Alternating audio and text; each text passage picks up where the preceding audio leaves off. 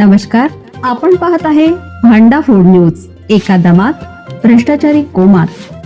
Social media, कर्जबाजारी, गुन्हेगारी, सट्टेबाजी, चोरी, मटका, जुगार, दारू, सावकारशाही, न्यायाच्या प्रतीक्षेत प्रशासन. भांडा फूड न्यूज. एका दमात भ्रष्टाचारी कोमात. दुबार ठराव सुनावणीत अध्यक्ष विरुद्ध संचालक संघर्ष कायम.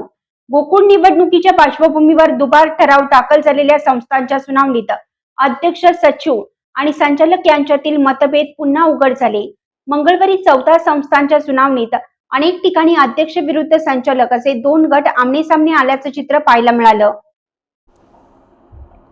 काही संस्थांच्या सुनावणी दरम्यान अध्यक्ष व संचालक यांच्यात खटकेही उडाले. दुबार ठराव दाखल झालेल्या एकूण 56 संस्थांपैकी आतापर्यंत 44 संस्थांची सुनावणी पूर्ण झाली असून उर्वरित 12 संस्थांची सुनावणी गुरुवारी दिनांक 16 रोजी होणार आहे. ताराबाई पार्क येथील दुग्ध विभागाच्या कार्यालयात दिवसभर ही सुनावणी पार पडली. शाववाडी व आजरा तालुक्यातील 2 संस्थांच्या प्रकरणात 2 वेगवेगळे ठराव होते. मात्र संस्थेच्या अधिकृत इतिवृत्तात एका ठरावाचीच नोंद असल्याचं स्पष्ट झालं.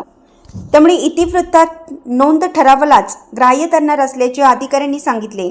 मंगळवारी झालेल्या 14 संस्थांच्या सुनावणीत आजरा तालुक्यातील 4, करवीरमधील 3, चंदगडमधील 2 तसेच कागल, गडिंग्लज, पन्हाळा, भुदरगड आणि शाववाडी तालुक्यातील प्रत्येकी एका संस्थेचा समावेश आहे.